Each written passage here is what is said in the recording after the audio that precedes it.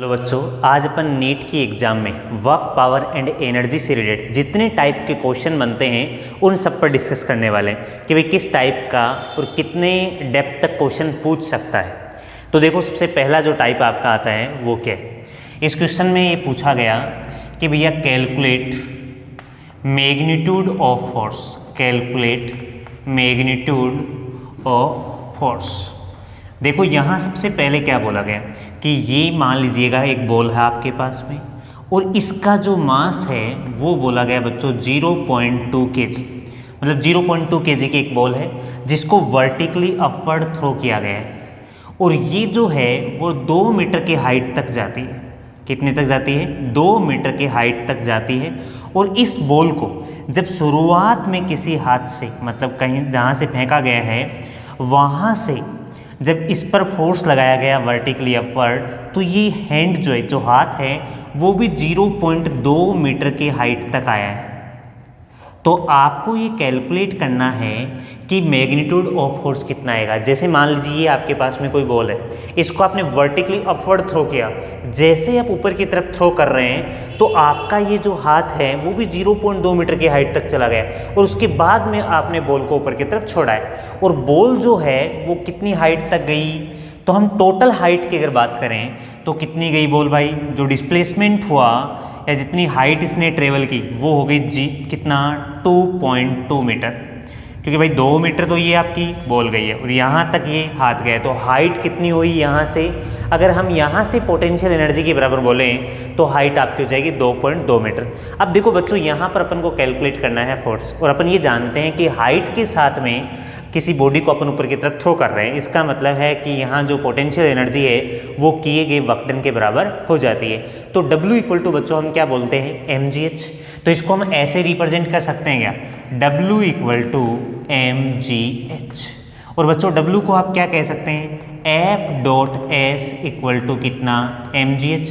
तो आपके पास में फोर्स भी आ जाएगा। अब ये बताओ फोर्स कहाँ से लगना शुरू हुआ, यहाँ से यहाँ तक, तो डिस्प्लेसमेंट फोर्स के जरिए कितना 0.2। तो हमने क्या कहा कि भैया फोर्स तो आपके पास में F आ गया, S बच्चों 0.2 मीटर जो आपका डिस्प्लेसमेंट है वो आ गया, मास कितना 0.2, G हम लेते हैं 10 और H बच्चों आपके पास में कितना हो गया 2.2। तो ये बन जाएगा 2.2। अब देखो F आपको कैलकुलेट करना है 0.2 मल्टीप्लाई 10 और ये 2.2 और ये कितना 0.2, इसको इससे cancel out, F equal to बच्चों 22 न्यूटन। तो ये आपके पास में आ गया magnitude of force. Next question में ये बोला गया कि calculate work done, calculate work done from A to B, या हम ऐसा कह सकते हैं कि भाई A से B तक कितना वर्क डन किया जाएगा। और इसके लिए आपको एक बच्चों डायग्राम दिया गया है। ये एक इंक्लाइंड प्लेन है और यहाँ पर आपको बोला इंक्लाइनेशन एंगल कितना है, थीटा है। बच्चों एक ब्लॉक है जिसका मास कितना है 10 kg और ये जो पॉइंट है इसको इसने क्या बोला है A, ये पॉइंट जो टॉप पॉइंट है इसको क्या बोला है B, और इस इंक्लाइंड प्लेन की जो हाइट है वो कितनी गिवन है 3 मीटर। और यहाँ पर ये जो आपके पास में जो डिस्प्लेसमेंट है या इंक्लाइंड जो प्लेन है उसकी लेंथ जो है वो बच्चों दी गई है 5 मीटर। आपको ये बोला गया कि भैया यहाँ से यहाँ तक जब इसको डिस्प्लेस किया गया है तो वर्क डन कितना होगा। और ये भी कह रहा है कि यहाँ बोला गया है friction less surface, that means हम कह सकते हैं बच्चों म्यू इक्वल टू 0, किसी प्रकार का कोई अपोज नहीं हो रहा।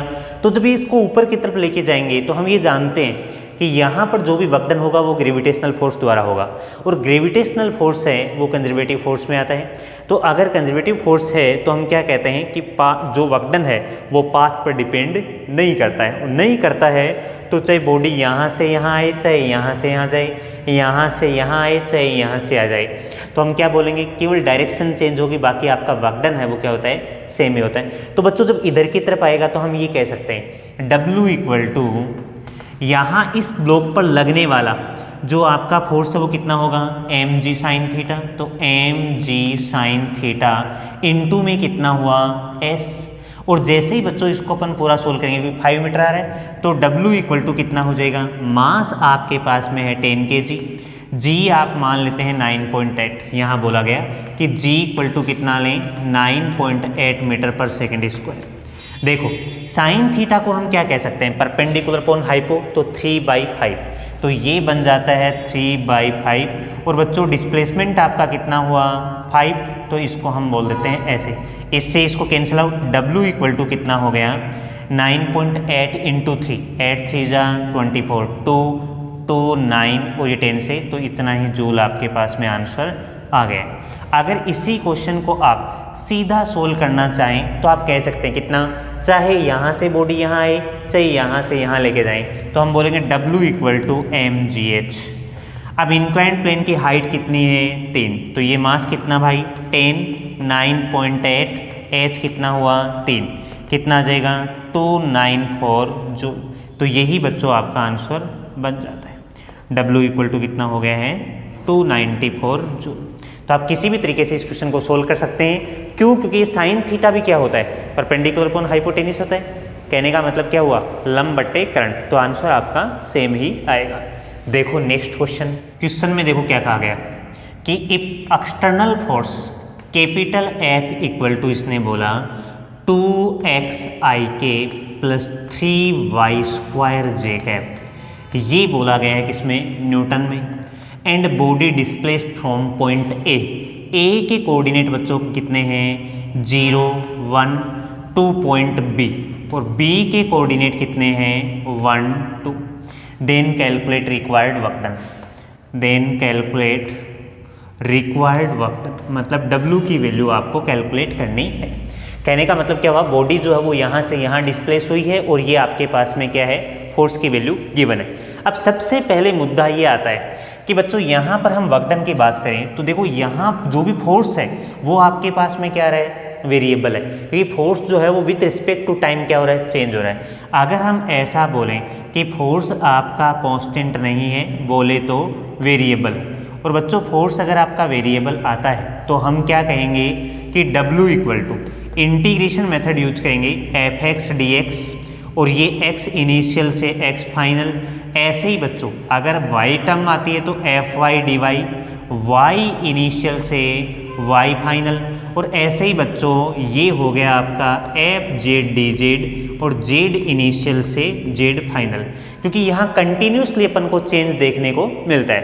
अब मुद्दा ये आता है कि यहाँ पर फोर्स कांस्टेंट है विथ रिस्पेक्ट टू, अगर मैं ये कहूँ कि ओरिजिन पर अगर कोई पूछे कि एक्सटर्नल फोर्स कितना होगा तो सीधा सीधा सा क्या नजर आ रहा है 0। अगर 1 की बात करेंगे कि x equal to 1 y equal to 1 पर, तो ये कितना हो जाएगा 2 और ये कितना हो जाएगा 3। तो इसका मतलब है कि इसकी वैल्यू में क्या रेगुलर चेंज आ रहा है, और चेंज आ रहा है तो हम ऐसा कह सकते हैं। तो देखिएगा भाई W equal to f.dx, x वाली टर्म कौन सी है 2x, तो ये हो गया 2x और ये dx, और ये आगे आपके पास में y वाली टर्म कितनी है 3y², और बच्चों ये कितना हो गया dy। एक बात बताओ, जब भी हम कोऑर्डिनेट की बात करते हैं तो सबसे पहले जो कोऑर्डिनेट आता है वो किसका आता है, x का, तो x1 और ये क्या है y1, ये बच्चों क्या हुआ x2 और ये क्या हो गया y2। तो इसको हम बोलें x1 कितना 0 से 1 और 1 से 2। जैसे इसका इंटीग्रेशन करोगे तो 2x का कितना x²/2, यहाँ x का इंटीग्रेशन मतलब x की पावर n dx को हम क्या बोलते हैं x की पावर n+1 बच्चों अपॉन n+1, यही होता है। आगे आइएगा तो यहाँ अपन ऐसा कह देते हैं कि 2 से 2 कैंसिल आउट, 0 से 1, 3y², तो y² का कितना होगा y³/3 बच्चों, लिमिट 1 से 2, इसको इससे कैंसिल आउट, कितना हुआ x², और लिमिट बन गई आपकी 0 से 1, और यहाँ बोलेंगे y³ बच्चों 1 से 2, कितना हुआ 1 का स्क्वायर 1 माइनस 0, और बच्चों यहाँ आपके पास में कितना है 2 की पावर 3 कितना 8, माइनस में 1, कितना हुआ 1 + 8 - 1, इसको इससे कैंसिल आउट, कितना आ गया 8 जूल। तो यही आपका आंसर बन गया। तो इस प्रकार के क्वेश्चन में थोड़ा सा आपको देखना होगा कि इसमें क्या बोला गया है कि फोर्स जो है वो वेरिएबल है, और फोर्स वेरिएबल है तो इंटीग्रेशन मेथड अपन को यूज करना होता है। अगर फोर्स कांस्टेंट होता है तो हमने पास में 2 फॉर्मूले, एक तो होता है f.dx। इस क्वेश्चन में बोला गया कि कैलकुलेट वर्क डन, कि वर्क डन की वैल्यू आपको कैलकुलेट करनी है, और ये कहा गया कि जो इफ एक्सटर्नल फोर्स है एक्सटर्नल फोर्स की वैल्यू इसने कितनी दी 5ik प्लस 3j कैप और माइनस का 2k कैप, ठीक है। और इसके बाद में ये बोला कि भैया अगर डिस्प्लेसमेंट वेक्टर जो है उसकी वैल्यू आपके पास में कितनी आती है 2ik माइनस का j कैप, जो मीटर में है और ये आपका न्यूटन में है। सिंपल सा ऐसे क्वेश्चन देके बोला वर्क डन कितना होगा ये आप बताइएगा। सबसे पहली बात तो ये है बच्चों कि इसमें अपन ऐसा कह सकते हैं क्या कि फोर्स जो है वो आपका कांस्टेंट है, क्योंकि फोर्स कांस्टेंट होने का मतलब है विथ रिस्पेक्ट टू टाइम और विथ रिस्पेक्ट टू पोजीशन। क्या इसकी वैल्यू में कोई चेंज आया? नहीं आया, तो सिंपल अपन क्या बोलेंगे W equal to vector F dot D x vector. ऐसा कह सकते हैं force into displacement vector, F कितना है 5ik plus 3j cap minus का 2k कैप, और जो डिस्प्लेसमेंट वेक्टर है बच्चों वो कितना है 2ik माइनस का j कैप, और k वाली टर्म बच्चों कितनी है 0। हम डॉट प्रोडक्ट जब निकालते हैं तो i को i से करते हैं, 5 2 जा 10, j को j से करेंगे तो माइनस का 3, कितना आ गया प्लस का 7 जूल। यही आपका वर्क डन बच्चों हो जाएगा। आसान सा क्वेश्चन है, तो ऐसे ध्यान रखना है कि अगर कहीं पर भी आपको ऐसा बोल दे कि फोर्स आपका कांस्टेंट है, दो फॉर्मूले F dot D x vector form में है, अगर वेक्टर फॉर्म में नहीं आता है तो F D X cos theta आप लगाएं, तो क्वेश्चन आपका इजीली बन जाएगा।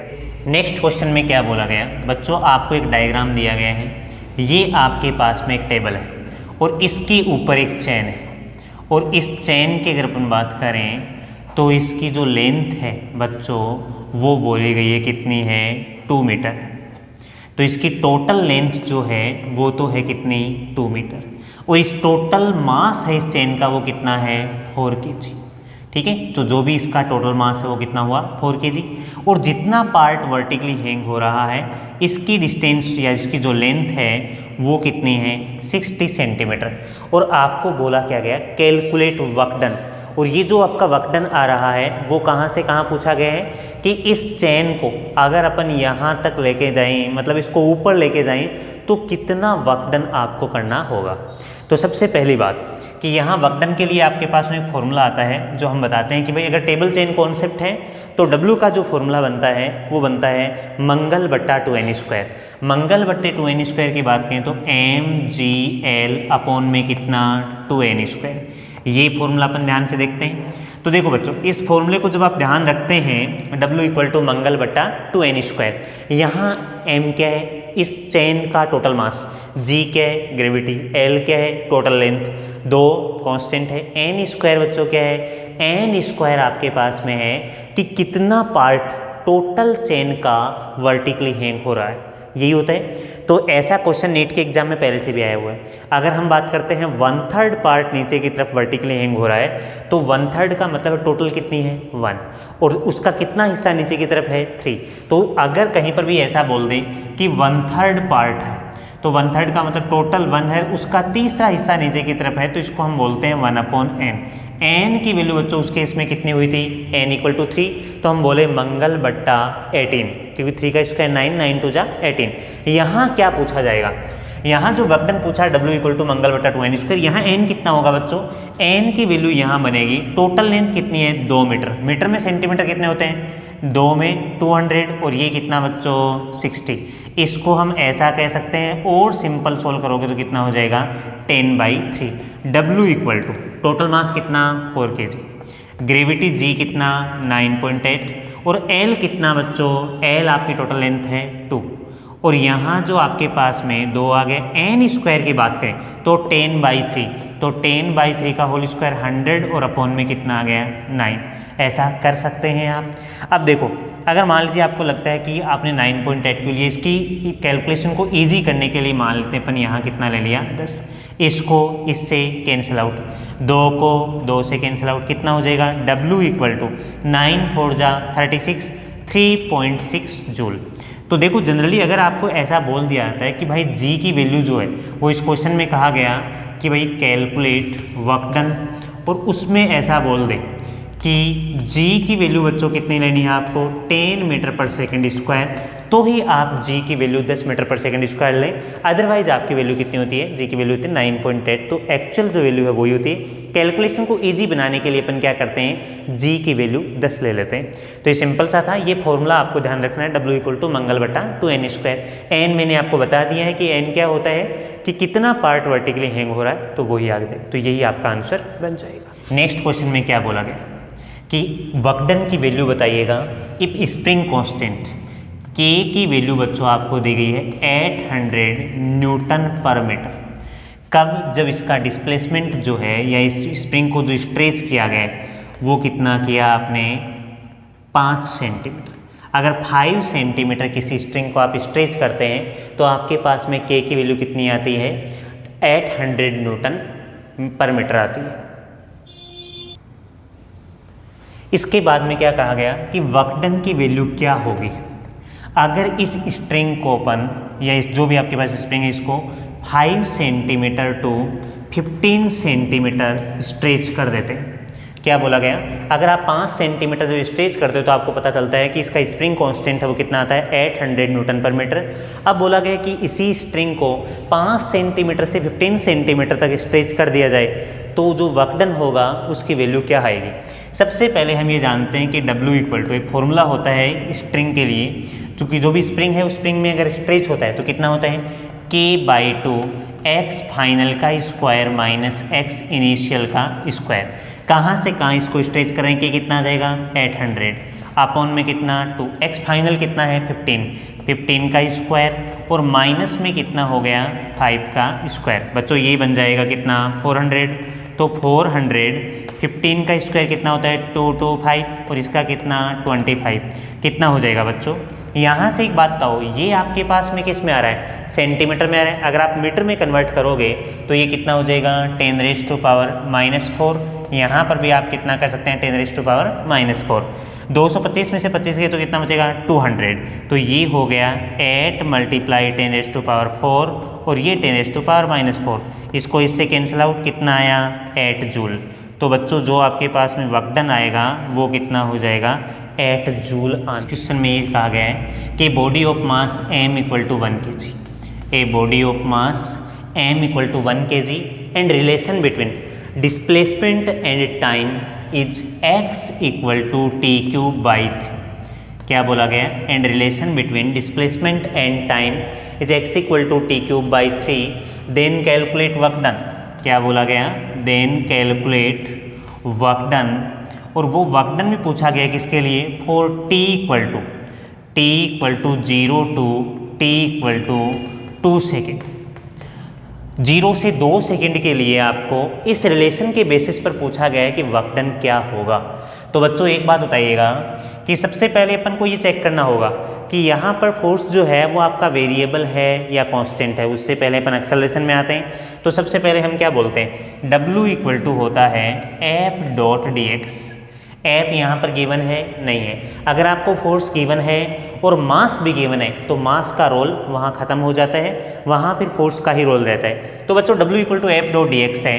F को और ओपन कर तो बल्बा और ये कितना dx। अरे भाई मास की अपन बात करते हैं, मास कितना है 1 kg। 1 से मल्टीप्लाई करने का मतलब है करो चाहे ना करो।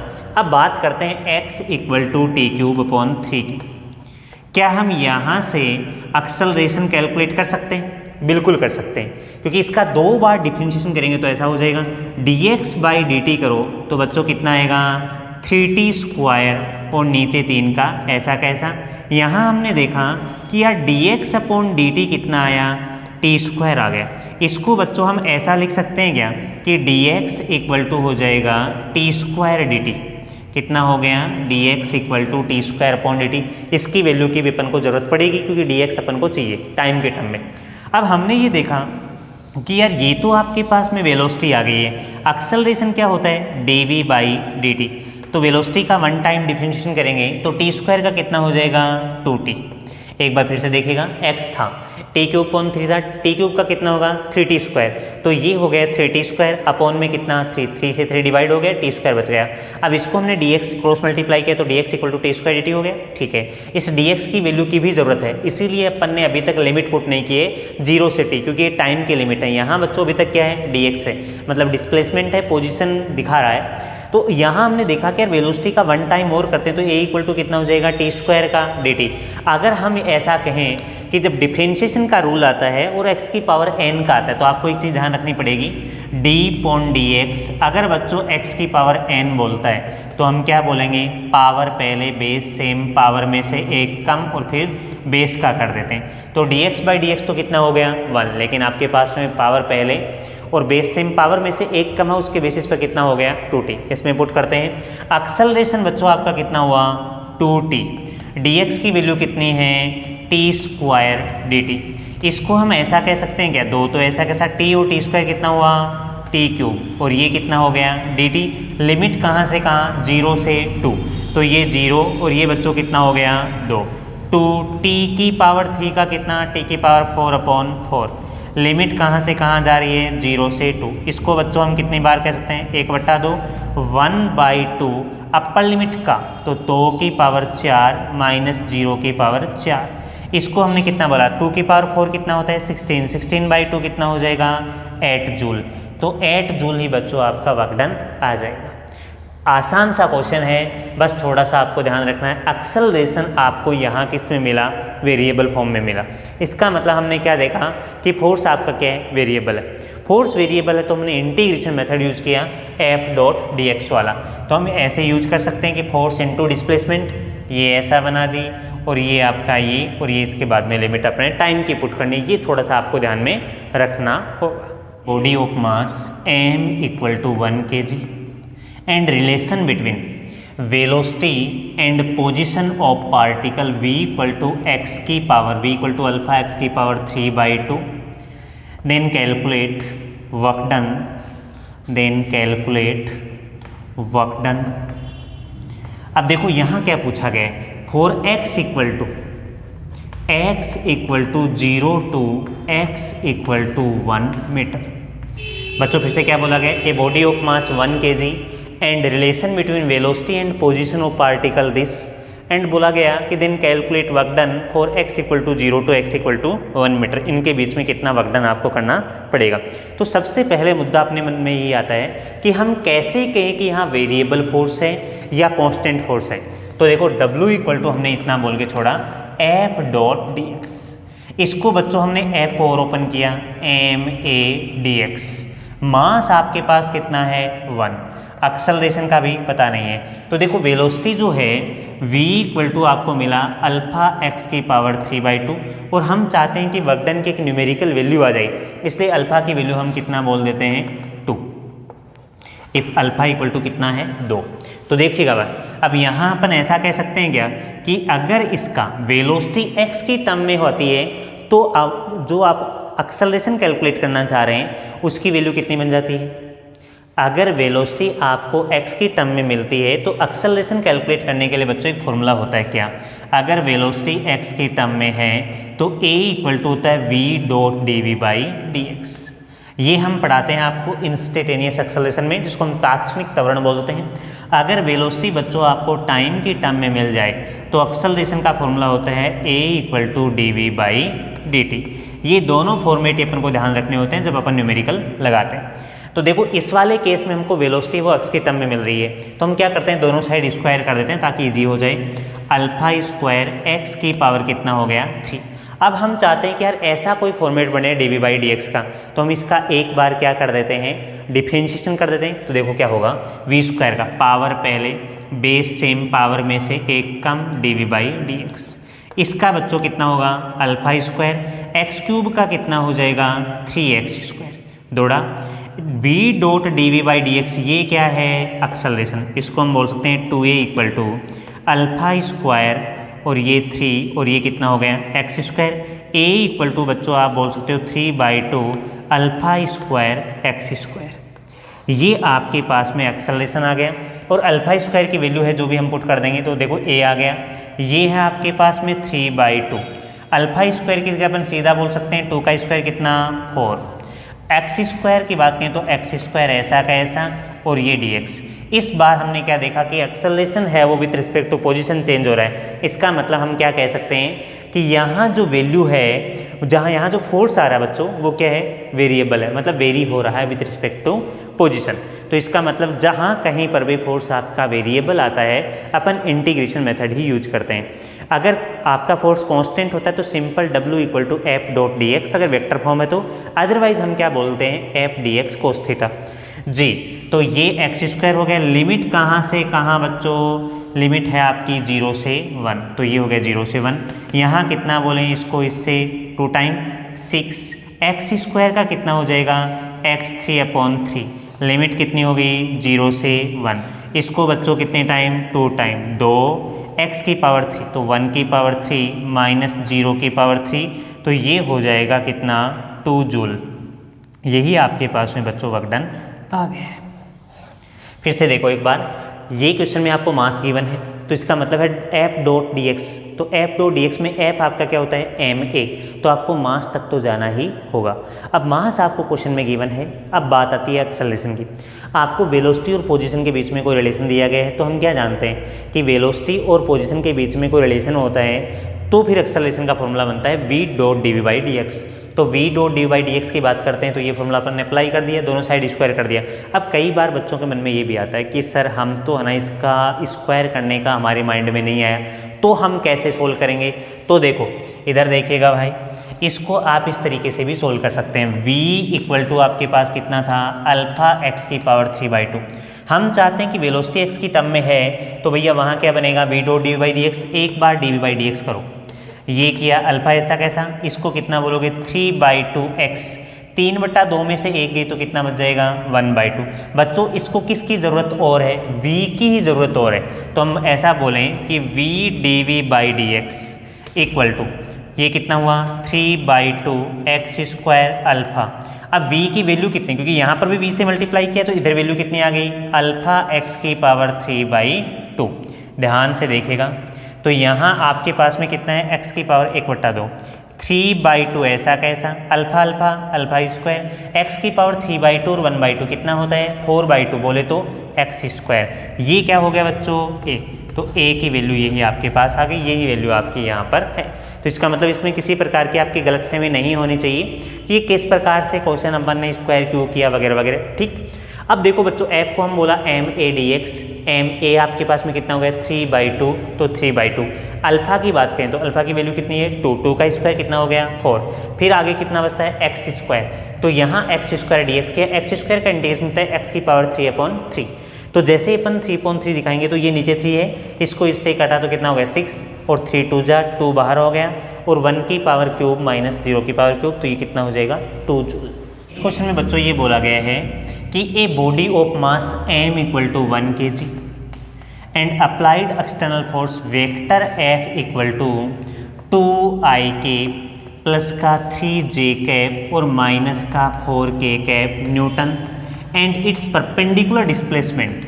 जो परपेंडिकुलर डिस्प्लेसमेंट है वो कितना है बच्चों, यहाँ बोला गया है ik प्लस का ck कैप और प्लस का 4j कैप, और ये आपका आ गया मीटर में। Then calculate the value of c, क्या बोला गया then calculate the value of c, कि c की वैल्यू आपको कैलकुलेट करनी है। फोर्स गिवन है और परपेंडिकुलर डिस्प्लेसमेंट वेक्टर गिवन है। ऐसा अगर क्वेश्चन आता है तो हम कैसे डील करेंगे, तो सबसे पहले मुद्दा आपका क्या आता है कि भाई वर्क डन जो है वो होता है F dot D x vector, और हम ये जानते हैं कि अगर परपेंडिकुलर डिस्प्लेसमेंट होता है मतलब फोर्स और डिस्प्लेसमेंट दोनों एक दूसरे के साथ 90 डिग्री पर होते हैं, परपेंडिकुलर होते हैं, तो उनका डॉट प्रोडक्ट कितना होता है 0। इसके लिए मैं आपको एक हिंट देना चाहूँगा, vector A dot vector B, और आपको क्या बोला गया कि if vector A perpendicular to vector B, तो हम क्या बोलें दोनों का डॉट प्रोडक्ट कितना हो जाएगा ए बी कोस 90। कोस 90 बच्चों क्या होता है 0, इसकी वजह से आपके पास में आंसर कितना हो जाएगा vector A dot vector B 0 हो गया। तो आपका वर्क डन जनरल क्या हो गया 0, तो ये 0 फोर्स इनटू डिस्प्लेसमेंट। अब आपको i को i से ही मल्टीप्लाई करना है, तो i को i से करोगे तो कितना हो जाएगा 2, बच्चों जे को जे से ही करना है, क्योंकि यहाँ ऑर्डर चेंज किया हुआ मिलता है आपको, ताकि आप क्वेश्चन को गलत करें, लेकिन अपन को तो ऐसा नहीं करना ना। तो ये 3j कैप, ये 4j कैप, कितना हो जाएगा 12 है। तो ये बच्चों 12 है। यहाँ अपन ने क्या नोटिस किया, यहाँ k कैप है, यहाँ k कैप है, तो माइनस का कितना हो गया 4c, ये ऐड किए तो कितना 14, इधर आएगा तो -14 इक्वल टू माइनस का 4c, इसको इससे cancel out, c equal to 14/4, 7/2 बोले तो 3.5। यही बच्चों आपका आंसर